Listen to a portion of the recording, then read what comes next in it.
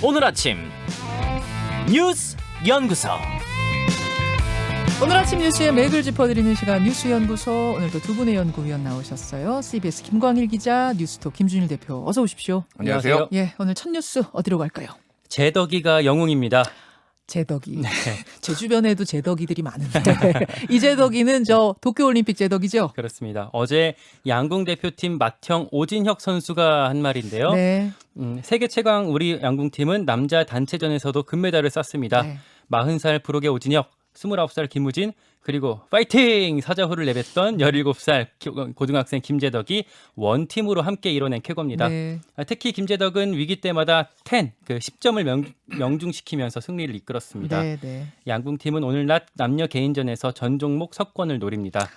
아, 아직 정말 기분 좋더라고요. 네. 뭐 너무 퍼펙트해서 어디 하나 흠잡을 데가 없는 경기 아주 좋았고, 오늘 10시 43분부터 황선우 선수 수영 결승에 네. 도전하죠. 남자 자유형 200m 결승인데요. 어제 준결승에서는 전체 6위를 기록했습니다. 우리나라 유일의 올림픽 메달리스트 박태환의 뒤를 황선우 선수가 따를지 주목이 되고 네, 있습니다. 그리고 제1동포 3세 안창림은 막판 엎어치기로 동메달을 목에 걸었고요. 네. 럭비팀은 95년 만에 올림픽 첫 득점을 기록했습니다. 우리나라는 금메달 3개, 동메달 4개로 종합순위 6위를 기록 중입니다. 그 양궁도 양궁이지만 효자 종목 하면 태권도잖아요. 네. 근데 이번에 태권도는 좀 조용하네요. 아직 금메달은 없죠. 이렇게 세계적으로 상향 평준화된 까닭이 있다고 하는데 우리 입장에서는 좀 아쉽지만 미국 뉴욕타임즈는 이렇게 분석을 했습니다. 태권도가 스포츠 약소국들의 희망이 되고 있다. 이게 값비싼 장비나 어떤 경기장 같은 게 없어도 훈련이 가능하기 때문이라고 하는데요. 예. 우리나라 국기인 태권도가 이렇게 나름의 좀 역할을 하고 있는 게 아닌가 싶습니다. 그럼요. 그렇다면은 뭐 메달 우리가 싹쓸이 할 필요는 없는 거니까요. 좋은 얘기네요. 김준희 대표. 예. 지금 경기들이 한창 열리고 있는데 어떤 종목에 가장 눈길이 갑니까? 저는 어제 일단 그 양궁 대표팀 마지막에 그 오진혁 그 맏형이죠. 오진혁 네. 선수가 쏘면서 끝 이렇게 말을 하는 게 자꾸 관역에 닿기 전에 끝 했는데 10점을 딱 맞추면서 예. 끝나는 거에 진짜 약간 쾌감이 느껴지더라고요. 끝! 이거 제가 잘 쓰는 용어인데 오진혁 선수가 썼군요. 예. 맞아요. 양궁 잘했고 음. 또 럭비가 95년 만에 첫 득점. 예. 이것도 특이했어요. 근데 상대가 뉴질랜드였습니다. 뉴질랜드는 뭐 올 블랙 검은색 옷을 입는 그 유명한 팀인데 럭비 월드컵에서 9번 우승했던 세계 최강이에요. 네, 근데 네. 거기서 점수를 냈다라는 거. 근데 거의 그 주목을 못 받았거든요. 일단 기자들이 거의 없었습니다. 아예 이거는 뭐 취재 기자 3명 정도만 있었고 중계는 고사하고 중계는 아예 안 나왔고요. 그런데 했다라는 거 어쨌든 희망을 봤다라는 거고 오늘 정말로 한번 수영에서 메달을 한번 기대해봐도 되지 않을까 이런 생각이 드는데 너무 잘해요, 황선우 예. 선수. 일단은 올림픽 이 경영, 그러니까 수영에서 이 최종 출발대에 서본 사람이 지금 역대 남유선, 박태환 그리고 황선우 3번째입니다. 맞습니다. 그 정도로 이 기량이 뛰어나다라고 하면 경험 부족만 넘어서면은 상당히 뭐 좀 기대를 해볼 만하다 이렇게 볼 수가 있을 것 같아요. 그래요. 김광일 기자. 네. 이 그 올림픽과 관련된 이제 외적인 소식으로는 이번에 MBC의 네. 뭐 자막 실수, 화면 실수가 큰 논란이었는데 우크라이나 화면을 띄우면서 체르노빌 사고를 그렇죠. 사진을 띄운다는 등 이런 게 있었죠. MBC 사장이 어제 사과를 했습니다. 네, 대국민 사과문이라고 해서 발표를 했습니다. 상처받은 분들께 사과한다면서 고개를 숙였는데요. 뭐 급하게 1차 경위를 파악해 보니까 특정 몇몇 제작진을 징계하는 것에서 그칠 수 없는 기본적인 규범 인식과 콘텐츠 검수 시스템에 문제가 있는 것으로 판단된다 이렇게 밝혔습니다. 원인 규명하고 재발 방지 대책 마련한다고 강조했는데 제대로 이뤄질지 좀 계속 지켜봐야겠습니다. 네. 그리고 황선우 선수. 조금 전에 김준일 대표가 올림픽 결승 무대에 서본 사람이 지금까지는 2명 있었다. 남유선 선수랑 박태환 선수. 그리고 이제 오늘 황선우거든요. 그 남유선 선수 인터뷰 저희가 준비하고 있습니다. 도쿄 현지에 있어요. 예, 남유선 선수 얘기 여러분 들어보시죠. 두 번째로 갑니다. 윤석열 특혜 논란에 국민의힘 후폭풍. 정치 얘기군요. 예, 여야 모두 대선과 관련한 갈등이 고조되는 분위기입니다. 국민의힘에서는 소속 당협위원장들이 윤석열 전 검찰총장 대선 캠프에 합류한 걸 두고 논란이 거세지고 있습니다. 네. 국민의힘 지도부는 소속 의원과 당협위원장들에게 당내 대선 주자 캠프 참여만 허용하기로 이렇게 했었는데요. 이번에 몇몇 인사들이 윤석열 캠프에서 직책을 맡았죠. 네. 그제 윤 전 총장과 치맥 회동을 마친 이준석 대표가 이걸 당장 크게 문제 삼지는 않자 이번엔 최고위원들과 당내 대선 주자들이 나섰습니다. 당이 콩가루 같다. 당사자들이 당직에서 사퇴해야 한다. 이런 식의 반발이었는데요. 예. 이런 가운데 윤석열계로 분류되는 국민의힘 의원 40여 명이 윤 전 총장 포함 장외 주자들을 향한 입당 촉구 성명을 내면서 우회적으로 세력 과시에 나섰습니다. 네. 더불어민주당에서는 당 지도부와 선거관리위원회가 각 후보 측에 자해적 공방을 그만하라라며 엄중 조처까지 거론했는데요. 이재명 지사와 이낙연 전 대표 중심의 난타전은 더 격화되는 모습입니다. 양쪽이 다 치열합니다. 펀치들이 점점 더 세지고 있어요. 일단 뭐 야권을 보면은 윤석열 전 총장 캠프가 꾸려지면서 대거 국민의힘 관계자들이 입당을 했는데 문제는 현역 당협위원장들 예. 현역 의원은 없지만은 전 의원들과 당협위원장들이 들어갔는데 그러면 캠프에 이제 참여를 한 거죠. 예. 당은 아니고. 예. 국민의힘이 아닌 사람을 지금 당원이 아닌 사람을 돕는 거는 문제가 있는 거 아니냐라고 지금 대선 주자들이 뭐 유승민 의원이랄지 최재형 전 하태경, 감사원장, 최재형 전 감사원장 이런 분들이 이제 다 강하게 문제 제기를 했고 그러니까 한기호 사무총장이 이건 징계감이다. 검토하겠다라는 거고 이준석 대표가 이거는 한기호 사무총장이 알아서 할 일이지만은 8월 내 입당하면은 괜찮다 이런 식의 이제 취재 발언을 했어요. 그러니까 전체적으로 보면 한마디로 윤석열 빨리 들어와라. 이 압박을 하는 거죠. 압박을 하는 것이고 그래서 언제가 될 것이냐. 언론 보도로는 8월 10일 전후로 들어올 것이다. 국민의힘 관계자 발언으로 이런 게 나왔어요. 그게 나왔는데 그러니까 치맥 회동에서 비공식적으로 그 얘기를 했다는 거 아니에요. 네. 윤석열, 이준석 두 사람이. 그 얘기가 보도된 다음에 이준석 대표는 나 8월 10일에 휴가 가는데 무슨 말이냐. 이렇게 얘기하고 윤석열 캠프에서도 그거 아니다. 오보다 이런 얘기 나온 거잖아요. 그렇죠? 좀 불쾌감을 약간 윤석열 캠프 쪽에서는 불쾌감을 약간 표시를 했어요. 그러니까 뭐 정확하게 뭐 화를 낸 건 아닌데 관계자 말을 통해서 이거는 아닌데 좀 너무 입당을 압박하려고 지금 그러는 거 아니냐라는 거고.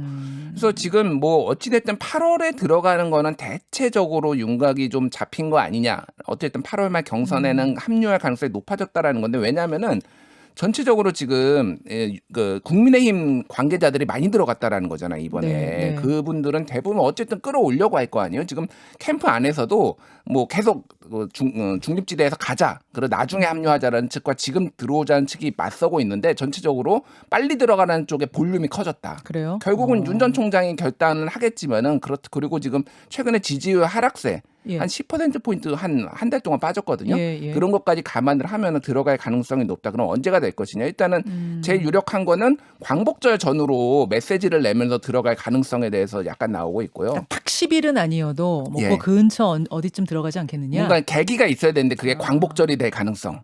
아. 예, 거기에 메시지 내면서 들어갈 가능성. 아니면 그거보다는 조금 후에 들어갈 가능성. 뭐 이런 얘기들이 지금 나오고 있죠. 잠깐만요. 김광일 기자는 네. 어떻게 취재의 결과가 어떻습니까? 그러니까 물론 8월 10일이라는 거는 좀 구체적인 날짜는 특정되지 않은 것 같아요. 어제 윤석열 그 캠프 쪽에서도 아니라고 부인을 했고 이준석 대표 같은 경우도 그 우리 CBS 퇴근길 뉴스 한판 승부에 나와갖고 네. 8월 10일은 나 휴가 중인데 내 휴가 중에 오는 건 좀 안 맞지 않느냐 이렇게 부인을 했지만 8월 입당 자체에 대해서는 국민의힘에서는 제가 취재를 해보면 네. 거의 기정사실로 보고 있는 것 같아요. 이준석 그래요? 대표 측도 그렇고요. 근데 이게 이루어지지 않을 경우가 이제 문제인데 그럼 이제 갈등이 혹시 좀 이제 폭발할지도 모르겠습니다. 왜냐하면 8월 입당이 이루어지지 않을 경우에 그러면 국민의힘 입장에서는 당협위원장들을 징계하지 않을 수가 또 없을 거거든요. 윤 캠프 참여한 인사들을. 그렇습니다.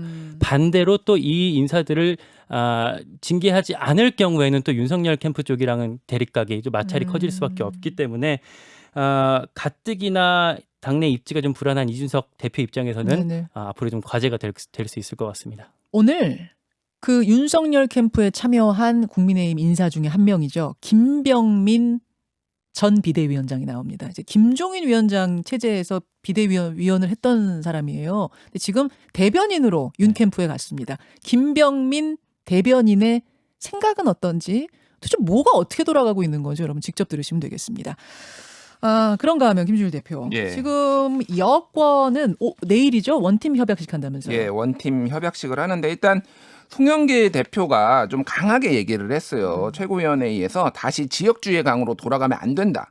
원팀 정신으로 가자 얘기를 했고 이상민 당 선관위원장도 경고성 메시지를 했습니다. 즉각 상호 공방을 멈춰달라 얘기를 했어요. 그래서 일단 모든 캠프들이 그거에 대해서 좀 전체적으로 합의하는 분위기인데 그 밑에서도 신경전이 지금 엄청 났습니다. 네, 그래서 이재명 지사 측의 열린 캠프 박찬대 수석 대변인 같은 경우에는 뭐 원팀 협약식 할 수는 있는데 앞으로 그러면 또 이렇게 왜곡해서 이런 것들 말하면은 그 징계 좀 해달라 당에서. 그거를 전제로 하고 원팀 협약식 하자 이런 거죠. 예, 그런 얘기를 했고 뭐 이낙연 전 대표 그 필영 캠프 오영훈 수석 대변인 같은 경우에는 1대1로 이재명 캠프하고 이낙연 캠프하고 지금 나오고 있는 각종 의혹들 네. 이거가 사실인지 아닌지 사실 검증 토론하자. 이렇게 1대1 대리 토론회 하자. 예, 대리 토론회. 그러니까 이재명 캠프 관계자 측은 그걸 하려면 후보들이 해라. 이낙연, 이재명 둘이 나와서 직접 하자. 뭐 이런 거리 또 언론 보도가 나오고 해서 아직도 지금 갈등은 ING다. 진행 중이다. 이렇게 봐야 될 것 같아요. 그렇군요. 그러니까 원팀 협약식을 내일 하고 또 내일 TV 토론회도 내일부터 시작이에요. 봉경선 TV 토론회. 그래서 이제 봉합이 되는가 싶었는데 또 물밑으로는 치열한 신경전이 계속 오가고 있는 상황이에요. 양쪽에서 뭐 이렇게 협약식을 한다고는 하지만 이 계속 이어져 왔던 이런 어떤 네거티브 난타전이 당신들이 촉발한 거 아니냐, 우린 피해자다 이런 모습들을 계속 강조하고 있는 것 같습니다. 그 지금 말씀하신 박찬대 수석 대변인, 이재명 캠프, 박찬대 수석 대변인 잠시 후에 연결해서 물밑으로 어떤 이야기 오가는 건지 직접 듣겠습니다. 세 번째로 가죠. 건강보험료를 확인하세요. 정부가 재난지원금 지급 기준을 발표했습니다. 네. 원칙은 소득 하위 80%에 25만 원씩 지급하는 건데요. 1인 가구와 맞벌이에는 기준을 좀 완화합니다. 그렇게 되면 90% 가까이, 정확히는 87.7%까지 지급이 이루어질 전망입니다. 87.7%. 예, 절묘하네요. 네. 그렇죠. 기준은 이 건강보험료에 따라 분류된다면서요. 그렇습니다. 건강보험 그 홈페이지에서 좀 확인할 수 있다고 합니다.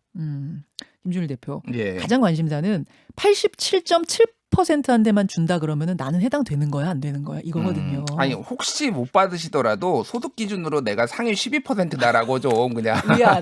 위안해 좀. 난 상위권이었구나. 뭐 예, 이렇게. 자산은 모르겠고요. 소득으로는 그렇다라는 거를 좀 하시면 될 것 같고 이게 뭐 일단은 1인 가구 같은 경우에는 연소득 5천만 원 정도 뭐 이 정도 돼요. 그래서 이거를 이제 다 환산해 봐야 됩니다. 지금 이거는 직접 그 홈페이지에 들어가서 건강보험료 확인해 보시면 되는데 이를테면은 뭐 3인 외벌이와 2인 맞벌이가 같은 기준이에요. 그러니까 외벌이인 경우와 맞벌이인 경우를 좀 다르게 분류를 했군요. 그렇죠. 기준을. 그러니까 4인이 외벌이일 때, 3인이 맞벌이일 때 같은 기준이니까 네. 맞벌이 같은 경우에는 조금 더 이제 기준이 높다라고 이제 봐야 되겠죠. 근데 뭐 그건 어쩔 수 없고요. 그래서 전체적으로 보면은 뭐 이를테면은 뭐 4인 외벌이 같은 경우에는 뭐 소득이 1억 원 정도. 연 소득이 1억 원 정도면은 근데 이제 그게 세 전이기 때문에 세 후면은 뭐 한 8천만 원 정도 뭐 이 정도인데 이거는 직접 확인하셔야 돼요. 어찌 됐든 네. 5인 외벌이, 4인 맞벌이 같은 경우에는 직장 기준으로 38만 원 납부하면은 거기가 경계선이고요. 자, 여러분 건강보험료 생각해 보세요. 예. 그리고 4인 외벌이, 3인 맞벌이 같은 경우는 직장 보험료가 30만 8,300원. 3인 외벌이, 2인 맞벌이는 24만 7,000원. 네. 2인 외벌이 19만 1,100원, 1인은 14만 3,900원. 뭐 이 정도가 됩니다.